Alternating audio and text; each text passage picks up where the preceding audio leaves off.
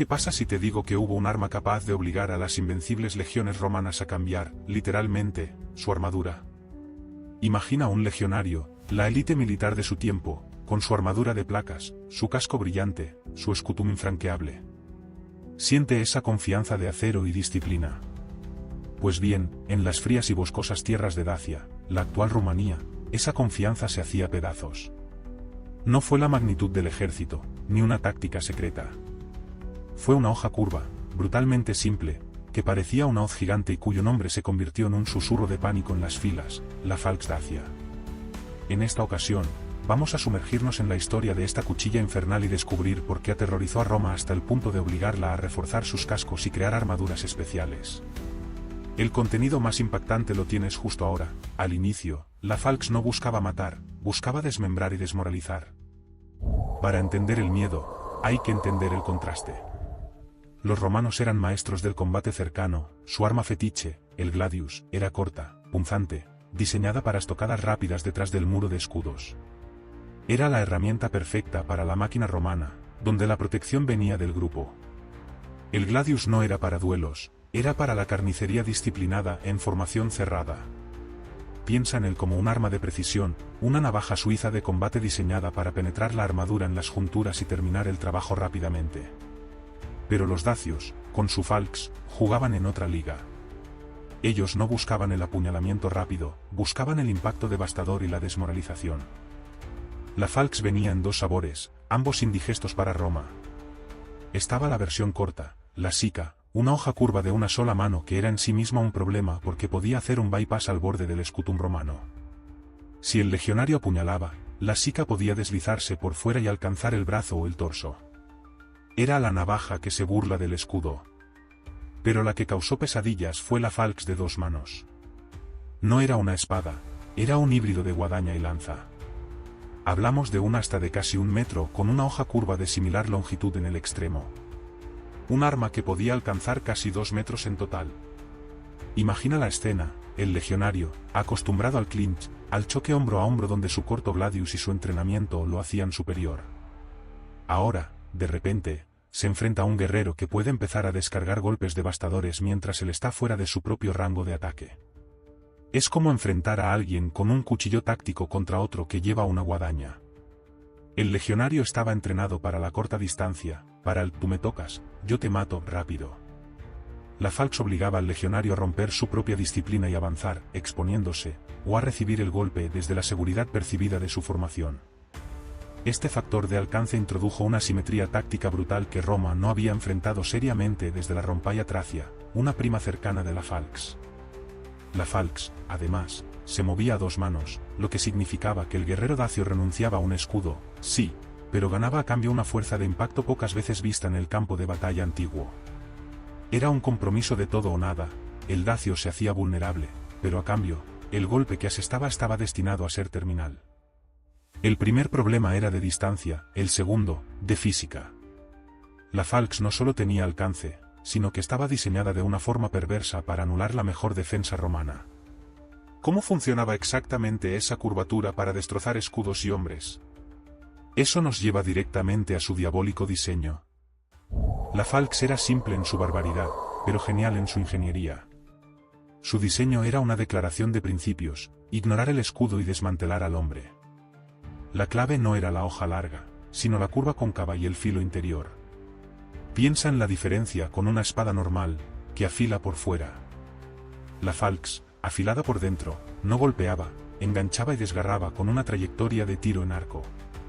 Aquí está el truco geométrico.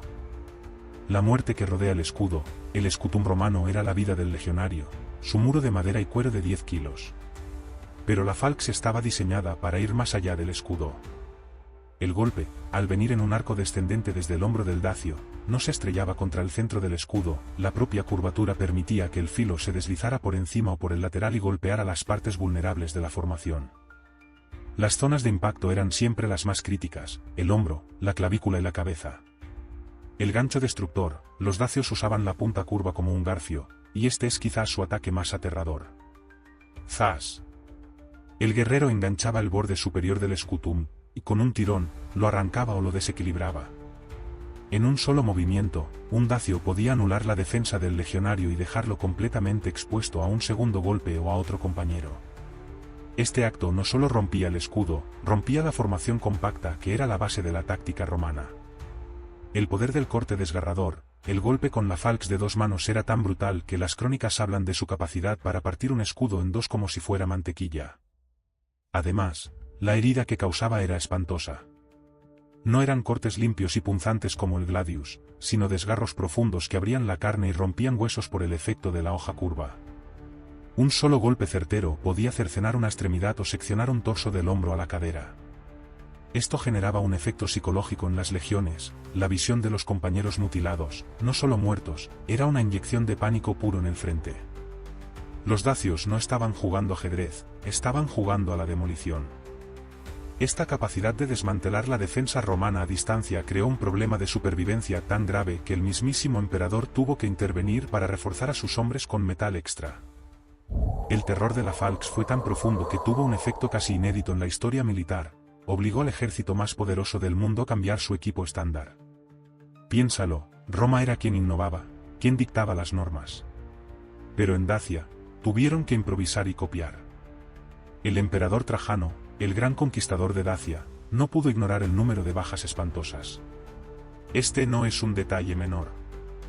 La historia tiene muy pocos ejemplos donde un imperio tuvo que adaptar su equipo ante una amenaza tribal.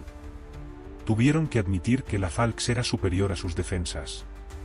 La solución se ve hoy en la columna de Trajano, el mejor testimonio visual de las guerras dacias.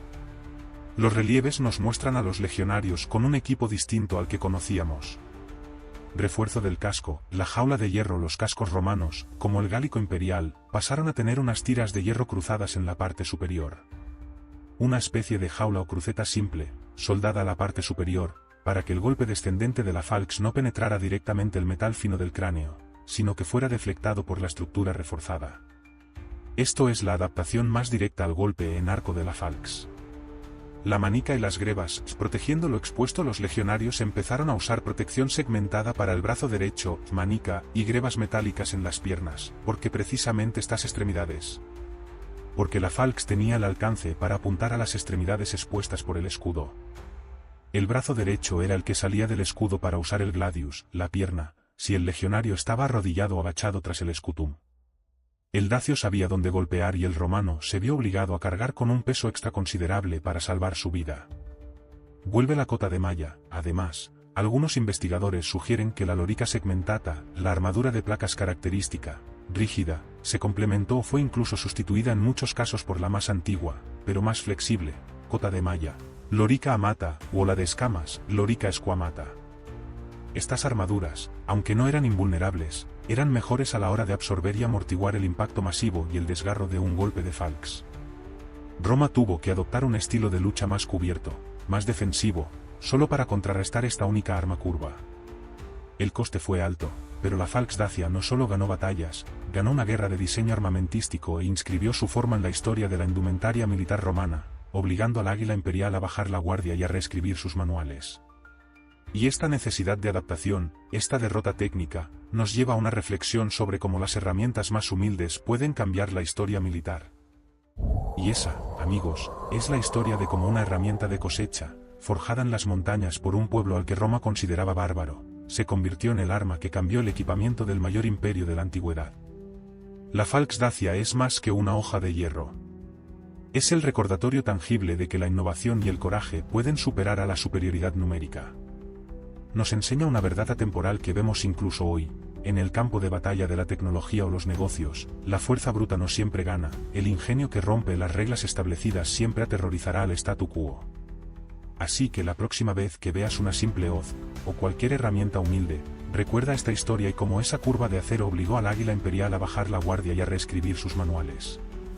Si te ha fascinado la historia de esta hoja temible y puedes seguir explorando las tácticas y las armas que definieron el mundo romano que tenemos en el canal.